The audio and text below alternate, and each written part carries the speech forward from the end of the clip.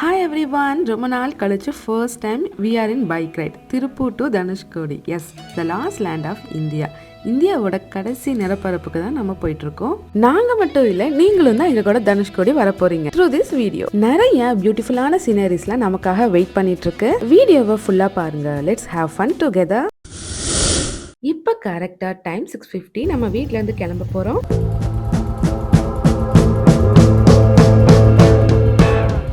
காலையில் 5 o'clock கிளம்புறது தான் பிளான். பட் கொஞ்சம் லேட் ஆயிடுச்சு. ஸோ முக்கியமான விஷயங்கள் கூட ஷேர் பண்ணிக்கணும். நம்ம எப்படி போகிறோம், எந்த ரூட் வழியாக போகிறோம், நான் டீட்டெயிலாக உங்களுக்கு சொல்லிடுறேன். நாம இப்போ திருப்பூரில் இருக்க அவினாஷியில் தான் இருக்கோம். ஸோ இங்கிருந்து ஃபர்ஸ்ட் நாம தாராபுரம் வழியாக தான் போக போகிறோம். அடுத்து அங்கே நம்ம திண்டுக்கலுக்கு நம்ம ரீச் ஆகணும். அங்கிருந்து லாங் டிஸ்டன்ஸ் டிராவல் பண்ணி நம்ம மதுரையை ரீச் ஆகணும். இது பைபாஸ் இல்லை, மதுரைக்குள்ளேயே பூந்து நம்ம போகணும். அப்படி போய் நம்ம மாணவ மதுரையை ரீச் ஆகணும். அடுத்து பரமக்குடி, அங்கிருந்து நாம ராமநாதபுரம் வர போறோம். அண்ட் அதுக்கடுத்து நம்ம ராமேஸ்வரம் போக போறோம். ஸோ நம்ம பாம்பன் பிரிட்ஜை கிராஸ் பண்ணி தான் ராமேஸ்வரத்துக்கு போகணும். அண்ட் அங்கிருந்து நாம தனுஷ்கோடி ரீச் பண்ண போறோம், நம்மளோட ஃபைனல் டெஸ்டினேஷன். இப்போ உங்களுக்கு நம்மளோட டைரக்ஷன் டீடைல்ஸ் எல்லாமே தெரியும்னு நினைக்கிறேன். இப்போ நம்ம சூப்பரா ரைடை ஸ்டார்ட் பண்ணலாம். இன்னைக்கு வெயில் ரொம்ப அதிகமா இருக்குங்க. சன் கிஸ்ஸிங் மீன் சொல்லி போயிட்டு இருக்கேன். பட் ஃபைனலி என் நிலைமை ரொம்ப மோசமாக போகுது. நாம இப்ப 45 கிலோமீட்டர் டிராவல் பண்ணி 7:54க்கு நம்ம தாராபுரம் வந்து ரீச் ஆயிட்டோம். ரோட் வந்து ரொம்ப ஸ்மூத்தா இருக்குங்க. அப்படியே பைக்ல போகும்போது அப்படியே பறக்கிற மாதிரி ஃபீல் ஆகுது. இப்ப நம்ம தாராபுரத்துல இருந்து திண்டுக்கல் போகிறதுக்காக பைபாஸ் வந்து நம்ம ஏறி இருக்கோங்க. காலையில ஒண்ணுமே சாப்பிடல, தண்ணி கூட குடிக்கல. அதனால பயங்கர பசியில இருக்கேன். ஸோ நியர்பை ஏதாச்சும் ஹோட்டல் தான் நிறுத்த சொல்லி அம்முட்ட கேட்டுட்டு இருந்தேன். ஆனா அம்மு நோ நான் திண்டுக்கல் போய் தான் நிறுத்துவேன்னு சொல்லி 135 கிலோமீட்டர் டிராவல் பண்ணி 8:26க்கு நாங்க திண்டுக்கல் வந்து ரீச் ஆயிட்டோம். இது வந்து அபூர்வா அப்படிங்கிற ஒரு ஹோட்டல். இந்த ஹோட்டல்ல நான் ஆல்ரெடி சாப்பிட்டு இருக்கேன். ஸோ லாஸ்ட் டைம் பழனிக்கு வந்தப்போ நம்ம இங்கதான் வந்து பிரேக்ஃபாஸ்ட் வந்து சாப்பிட்டு இருந்தோம். ஹெல்மெட் போட்டு வந்து செட் பண்ண முடியல, பயங்கர கேவலம் ஆயிடுச்சு. சீக்கிரமா சாப்பாட்டை கண்ணில் காட்டுங்கன்னு 2 பேரும் உட்காந்துட்டு இருந்தோம். நான் ஃபர்ஸ்ட் டைம் பச்சை பயிறு பொங்கல் வந்து நான் ட்ரை பண்ணியிருந்தேன். எனக்கு அவ்வளவா பிடிக்கல. ஆர்டர் பண்ணிட்டோமேனு ஃபுல்லாத்தையும் சாப்பிட்டு கிளம்பிட்டோம். இப்பதாங்க சந்தோஷப்பட்டேன். பரவாயில்லையே, நமக்கு முதுகொண்டு அவ்வளோ வலிக்கலையேன்னு. பட் லைட்டா வலிக்க ஸ்டார்ட் ஆயிடுச்சு. போகும்போது இன்னும் வலிக்குதுன்னா அப்ப ரிட்டர்ன் வர வரைக்கும் பாடி தாங்குமான்னு ஒரே டவுட்டா இருந்துச்சு. அம்மா வந்து சோலோவா எக்கச்சக்க ரைடு போயிருக்காங்க. 1000 கிலோமீட்டர்லாம் ரைடு போயிருக்காங்க பைக்ல. பட் இதுதான் என்னோட ஃபர்ஸ்ட் டைம். ஒரு வழியா கஷ்டப்பட்டு அப்படி இப்படி பைக்ல உட்காந்து மதுரையை வந்து நம்ம ரீச் பண்ணிட்டோம். இப்ப நம்ம கரெக்டா 200 கிலோமீட்டர் டிராவல் பண்ணி 10:12க்கு வந்து நம்ம மதுரையை வந்து ரீச் பண்ணிருக்கோம். நாம இப்ப மதுரை பார்டருக்கு தான் வந்திருக்கோம். இங்கிருந்து அடுத்த பிளேஸ் போறதுக்கு மதுரைக்குள்ள புகுந்துதான் போகணும். பட் அம்முக்கு வந்து கிளியரா ரூட் தெரியாது. ஸோ இருக்கான் கூகுள் மேப் பயபுள்ள. கூகுள் மேப் போட்டுட்டு நம்ம ரூட்குள்ள போக ஆரம்பிச்சாச்சு. மதுரையில ஒரு ரோடு விடல, எல்லா ரோட்லயும் பூந்து போயிட்டு இருக்கோம். பாலத்துக்கு மேல, பாலத்துக்கு கீழே, குறுக்கு சந்து, மெயின் ரோடு ஒண்ணு விடல. ஃபைனலா அம்மு வழிய கண்டுபிடிச்சிட்டேன், இந்த வழிதான், வா போலாம் அப்படின்னு சொல்லிட்டு சந்தோஷமா நாங்க போயிட்டு இருந்தோமா. அப்பதான் குறுக்க இந்த கௌசிக் வந்தாரு.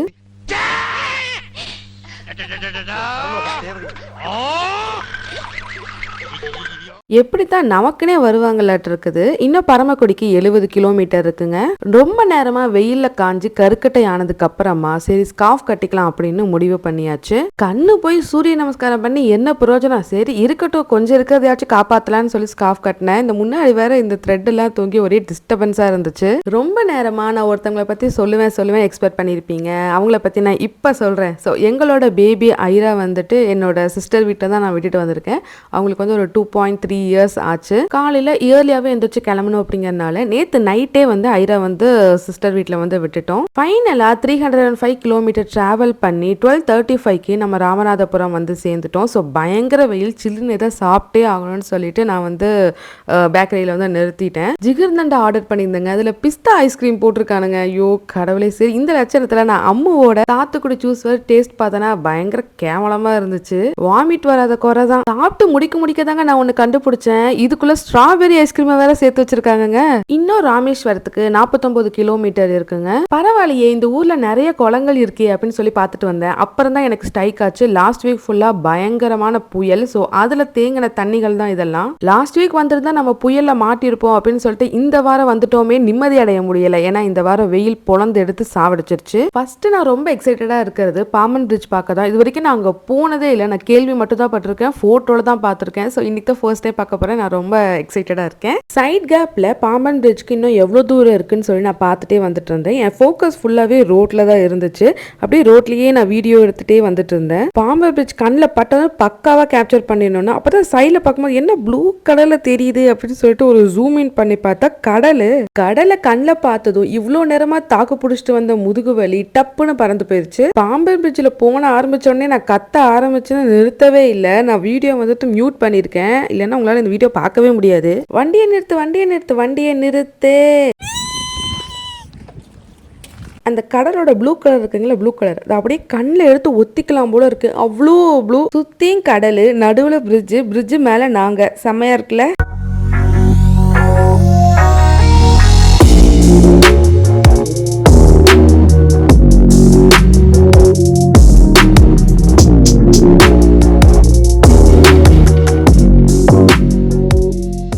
இதில் விஷயம் இன்னும் பயங்கரமான விஷயம் இருக்குன்னு அம்மு என்னை கூட்டிகிட்டு போய் காட்டின இடம் தான் இந்த ரயில்வே ட்ராக். இங்கே வந்து போட் வரும்போது இந்த ட்ராக் வந்து அப்படியே மேலே போகுமாமா. ஸோ இது வந்து பழைய ஓல்டு ரயில்வே ட்ராக், அந்த பக்கம் இருக்கிறது புதுசாக கட்டின ரயில்வே ட்ராக். இப்போ தான் புதுசாக தான் இந்த ரயில்வே பிரிட்ஜ் ட்ராக் வந்து ஓப்பன் பண்ணியிருந்தாங்க. இந்த வியூ பாருங்க, செம்மையாக இருக்குல்ல. எத்தனை போட்டு இங்கே பாருங்க, ஜெல்லி ஃபிஷ் அம்மு தான் எனக்கு காட்டினாங்க. நான் ஜூம் பண்ணி பார்த்தா எனக்கு கண்ணே தெரிஞ்சிச்சு. அப்படியே சூப்பராக வீடியோ எடுத்துகிட்டு இருக்கோமா. ஐயோ அதெல்லாம் ஒன்றும் இல்லைங்க, ரோடு சின்னதாக இருக்கனால பஸ் ஒன்று வந்துச்சா, அப்போ வந்து செல்ஃபி ஸ்டிக் அப்படியே மடக்கினேன். அந்த இதுதான், ஒன்றும் இல்லை, சும்மா பயமுறுத்தினேன். சரிவா நெக்ஸ்ட் பிளேஸ் போகலான்னு கிளம்பிட்டோம். பார்த்தா ட்ராக்ல ட்ரெயின் வந்துச்சுங்க. லாஸ்ட்டாக கிளம்புறதுக்கு முன்னாடி இந்த ட்ரெயினில் வந்துட்டு ஒரு பர்சன் போன வீடியோ வந்து விளாக் தான் நாங்கள் பார்த்துட்டு வந்தோம். இப்போ இந்த ட்ரெயினே பார்க்குறோம். ரீசெண்டாக தான் இந்த பிரிட்ஜும் ஓப்பன் பண்ணியிருக்காங்க. இந்த ரீசெண்டாக தான் இந்த ட்ரெயினும் வந்து விட்டுருக்காங்க.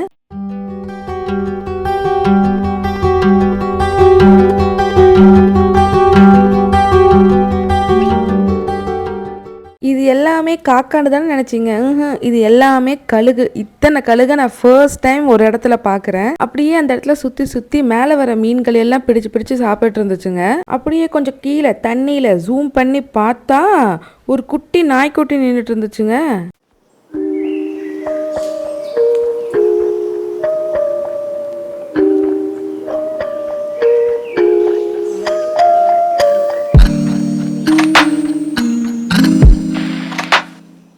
ஃபைனலி நம்ம ராமேஸ்வரம் வந்தாச்சு. இப்போ நம்ம ராமநாத சுவாமி கோயிலுக்கு தான் போக போகிறோம். ஸோ அங்கே போயிட்டு தனுஷ்கோடி போகலாம் அப்படின்னு சொல்லிட்டு முடிவு பண்ணியிருக்கோம். இன்னும் உள்ளே கூட நுழையல, அதுக்குள்ளேயே டிராவல்ஸ் வண்டி படையெடுத்து நிற்க ஆரம்பிச்சிருச்சு. அப்போ போய் விசாரிச்சப்போ நடை வந்து சாத்திருக்காங்க, 3 மணிக்கு மேலே தான் ஓப்பன் பண்ணுவாங்கன்னு சொல்லிட்டாங்க. சரி அந்த கேப்பில் நம்ம தனுஷ்கோடி போயிட்டு வந்தலான்னு சொல்லிட்டு வழியை திருப்பிட்டோம். இங்கிருந்து தனுஷ்கோடி 20 கிலோமீட்டர் டிஸ்டன்ஸில் தான் இருக்குங்க. இதுக்கப்புறம் தான் சீனரி எல்லாம் இன்னும் சூப்பராக இருக்க போகுது. தனுஷ்கோடி போகிற வழியிலேயே அதுக்கு முன்னாடியே இன்னொரு சூப்பரான பிளேஸ் இருக்குன்னு அம்மா என்னை இங்கே கூட்டிட்டு வந்தாங்க. ஸோ இது வந்து ஒரு அம்மன் கோயில். இது எங்கே இருக்குன்னா நம்ம தனுஷ்கோடி போகிற வழியிலேயே லெஃப்ட் டேர்ன் பண்ண ஒரு ஸ்ட்ரெயிட் ரோட்ல லாஸ்ட்ல வந்து இந்த அம்மன் கோயில் இருக்கு. இப்போ நீங்க மேப்ல பார்த்துட்டு இருக்க இந்த ரோட்ல தான் நாம இப்போ போயிட்டு இருக்கோம். நம்மளை சுத்தியும் கடல் தான் இருக்கு, நடுவில் இந்த ரோடு மட்டும் தான். இந்த கோயிலையும் இந்தியாவையும் ஜாயின் பண்றதே இந்த ரோடு தான். இங்க கடலோட ஆழம் வந்து ரொம்ப கம்மியா இருக்குங்க. எட்டி பார்த்தாலே தர தெரியற அளவுக்கு தான் இருக்கு. அதனால நிறைய பேர் கீழே இறங்கி குளிக்க ஆரம்பிச்சு ஜாலியா விளையாண்டுட்டு இருந்தாங்க.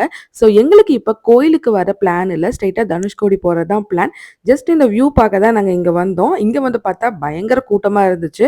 அப்படியே யூ டர்ன் போட்டு ஸ்ட்ரைட்டாக அந்த ரோட்டில் போய் ஜாயின் பண்ணிட்டோம். இங்கிருந்து இந்த வியூ பார்க்க சூப்பராக இருந்துச்சுங்க. 2 சைட்லேயும் கடல், நடுவில் அந்த ரோட்டில் நம்ம ட்ராவல் பண்ணும்போது அதுவும் அந்த சூரியனோட லைட்டில் சூப்பராக இருந்துச்சு.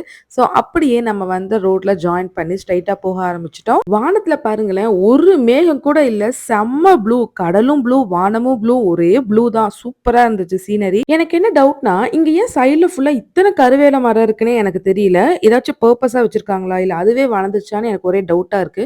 சோ உங்களுக்கு தெரிஞ்சிருந்தா எனக்கு கமெண்ட் பண்ணுங்க. நானும் 20 கிலோமீட்டர் தானே, இப்ப வந்துடும் அப்ப வந்துடும்னு பார்த்துட்டே இருக்கேன். ஆனா வரவே மாட்டேங்குது. ஏன்னா அவ்வளோ லென்த் இந்த ரோடு போயிட்டே இருக்கு. இந்த இடத்துல நிறைய மக்கள் வந்து வாழ்ந்துட்டு இருக்காங்கங்க.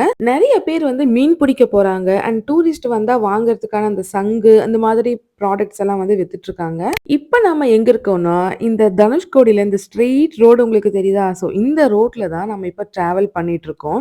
இது நீங்க இப்போ ரியல் லைஃப்ல பார்த்தா எப்படி இருக்குன்னு பார்க்குறீங்களா? வாவ்!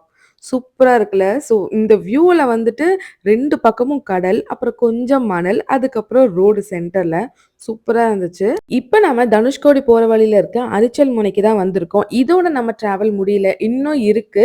ஸோ நம்ம இந்தியாவோட லாஸ்ட் லேண்டுக்கு போயிட்டுருக்கோம். அவ்ளோ ஈஸியா நம்மளால போக முடியாது.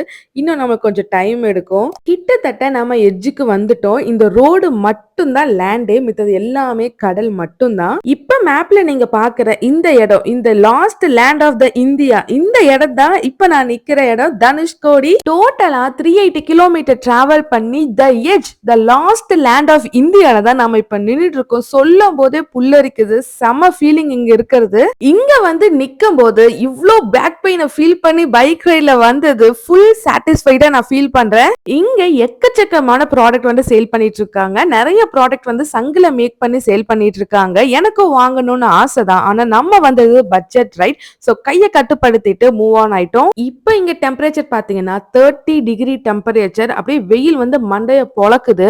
பட் இந்த சீனரியா பார்த்தோன்னே அப்படியே மைண்ட கூல் பண்ணிட்டு வியூவை வந்து ரசிக்க ஆரம்பிச்சிட்டேன். இப்ப நாம அந்த ரவுண்டானாவையும் தாண்டி இருக்க எட்ஜில தான் நின்னுட்டு இருக்கோம். இங்க நமக்கு முன்னாடி இருக்கிற கல்லுங்களை தாண்டுனா இந்தியாவே கிடையாது. கடல் கிராஸ் பண்ணி போனா அடுத்து ஸ்ரீலங்கா தான். இவ்ளோ நேரம் கழிச்சு இப்பதான் நான் கடல் அலைகளையே பாக்குறேன். இங்க நிறைய ஃபிஷர்மேன்ஸ் வந்து போட்ல வந்து வந்திருந்தாங்க. இப்ப எனக்கு ஒரு மாதிரி ஃபீல் ஆகுது. ஐராவையும் கூட்டிட்டு வந்திருக்கலாமேன்னு. ஆனா எப்படி முடியும் சொல்லுங்க. நாங்க வந்தது பைக் ரைட், அதுவும் கப்புள் பைக் ரைட். இப்ப கொஞ்சம் கொஞ்சமா சன்செட் ஆக ஸ்டார்ட் ஆயிட்டு இருக்கு. ஸோ ஃபைனலா ஃபுல்லா அந்த பிளேஸை எக்ஸ்ப்ளோர் பண்ணி செம்மையா என்ஜாய் பண்ணிட்டு ரிட்டர்ன் போக ஸ்டார்ட் பண்ணிட்டோம். ஸோ இங்க பயங்கரமா டிராபிக் ஆயிருச்சு. ஏன்னா ரோடே ரொம்ப சின்ன ரோடு. இதுல வந்து டிராவல்ஸ் வண்டி எல்லாம் நிறுத்தி வச்சிருக்காங்க சைட்ல. ஸோ பைக் போகிறதுக்கு கூட இடம் இல்ல. இப்ப ஸ்ட்ரைட்டா ராமேஸ்வரம் கோயிலுக்கு தான் போலான்னு பைக்கை ஸ்டார்ட் பண்ணோம். ஆனா என்ன பண்றது, போற வழியில இந்த பியூட்டிஃபுல்லான பிளேஸ பார்த்தோமா, அப்படியே ஜம்ப் பண்ணிட்டேன் கடல்ல குதிக்க. இப்பதாங்க இவ்ளோ நேரம் கழிச்சு பீச் மணல்ல கால் வைக்கிறேன். இதுதாங்க எங்களோட பைக். இந்த பைக்ல இவ்வளவு தூரம் டிராவல் பண்ணி தான் எங்கனால இந்த பியூட்டிஃபுல்லான வியூவை பார்க்க முடிஞ்சுச்சு. இந்த இடத்த பார்த்ததும் எனக்கு ஐராவோட ஞாபகம் தான் வந்துச்சு. ஏன்னா ஐராக்கு பீச்னா உயிர், அவ்வளோ பிடிக்கும். நாங்க ஐராவை கூட்டிட்டு போன டிராவல்ஸ்லயே அதிகமா கூட்டிட்டு போனதே பீச் சைடு தான். சன்ஸ்கிரீன் இருக்க பயமேன்னு அள்ளி மூஞ்சில போட்டுட்டு வந்தேன். ஆனா இப்ப ஏன் நான் இந்த அளவுக்கு டேன் ஆகி இருக்கேன். சரி அப்ப இங்க இருந்து நம்ம சீக்கிரமா கிளம்பிடலாம் அப்படின்னு மட்டும் நான் நினைக்கவே மாட்டேன். ஸ்கின் முக்கியமா இல்ல இந்த மாதிரி பியூட்டிஃபுல்லான பிளேஸ் முக்கியமானா நான் இந்த பியூட்டிஃபுல்லான பிளேஸ் தான் முக்கியம்னு சொல்லுவேன். ஸ்கின் கூட அப்புறமா ரெக்கவர் பண்ணிடலாம். இந்த பிளேஸ் மறுபடியும் வருமா, களத்துல குதிச்சாச்சு.